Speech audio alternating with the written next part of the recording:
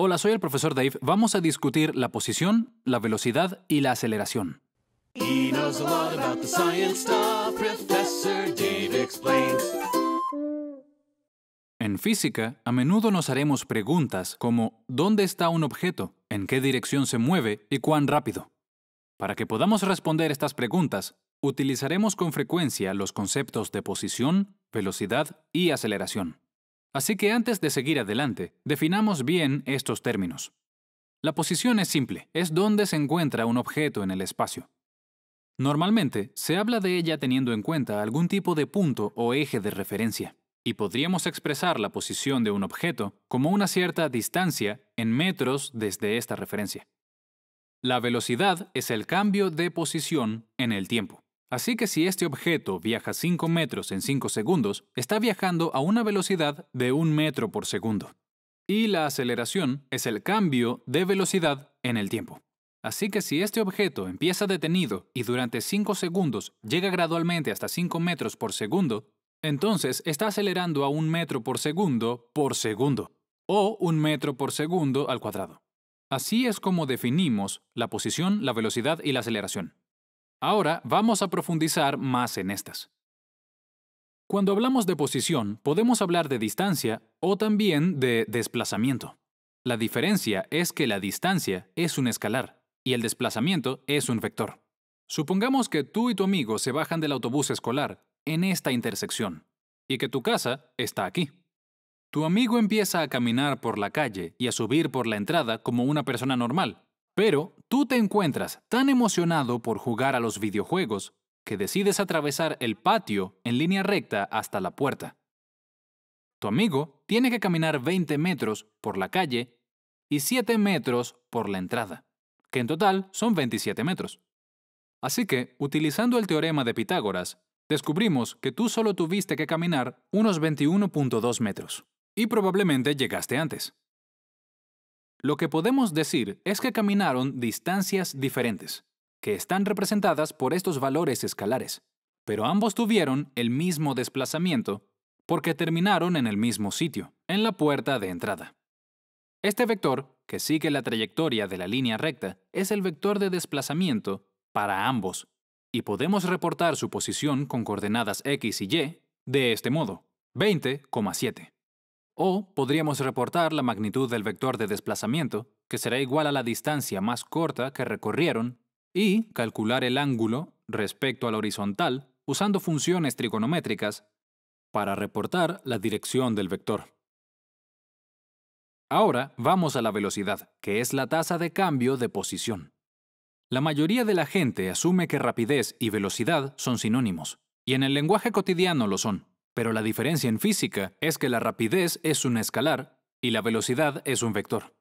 Si un grupo de niños está jugando a las escondidas y todos corren lejos del buscador en diferentes direcciones, es posible que todos corran a la misma rapidez, porque la rapidez solo tiene magnitud y no dirección.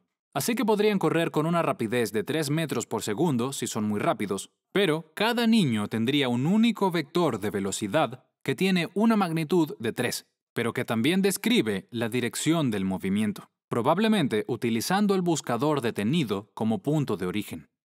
Los vectores de velocidad serán muy importantes mientras avancemos en la cinemática, estudiando el movimiento de los objetos. En general, la velocidad media puede calcularse tomando la distancia recorrida por un objeto y dividiéndola por el tiempo en que éste lo hizo. Entonces, si caminas 85 metros en 46 segundos, estás caminando a una velocidad media de 1.85 metros por segundo. Para hallar la velocidad media, se hace lo mismo, pero habría que dividir el desplazamiento entre el tiempo. Por último, tenemos la aceleración, que es la tasa de cambio de la velocidad. Siempre es un vector, porque la aceleración debe producirse en una dirección determinada. Si estás en un auto que está detenido y pisas el acelerador, el auto empezará a avanzar con una aceleración fija. Puede que acelere lentamente, por lo que el vector puede ser pequeño. Pero esta aceleración constante hará que la velocidad aumente a un ritmo fijo. Digamos que 1 metro adicional por segundo cada segundo. Así que en 5 segundos alcanzará una velocidad de 5 metros por segundo. Digamos que ves un zorrillo en medio de la carretera. Es tu animal favorito, así que frenas de golpe. Podemos describir esto como una desaceleración, que es la aceleración en sentido negativo. Como estás pasando de una velocidad moderada a detenerte en muy poco tiempo, este vector será bastante largo y apuntará hacia el origen. Ahora entendemos la distancia y el desplazamiento, la rapidez y la velocidad y la aceleración, y podemos clasificarlos ya sea como escalares o vectores.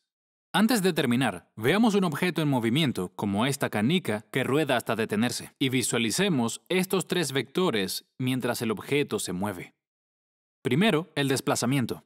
Este vector solo se alargará mientras la canica rueda y abarcará la distancia recorrida. Para la velocidad, el vector apuntará así, ya que la velocidad es positiva, debido a que se está moviendo hacia adelante. Y el vector se moverá junto con la canica, pero disminuirá en magnitud a medida que la canica se ralentiza, hasta que finalmente desaparezca cuando la canica se detenga, donde tiene cero velocidad. Y en el caso de la aceleración, el vector apunta en dirección negativa, ya que la velocidad está disminuyendo o se hace más pequeña por unidad de tiempo. Pero su magnitud se mantendrá constante, ya que es una desaceleración constante, dado a la fricción de la superficie sobre la que rueda. Podemos ver las tres cosas a la vez, solo para que quede claro. Asegúrate de que entiendes la magnitud y la dirección de cada uno de estos vectores en cada instante de tiempo. Hagamos un repaso.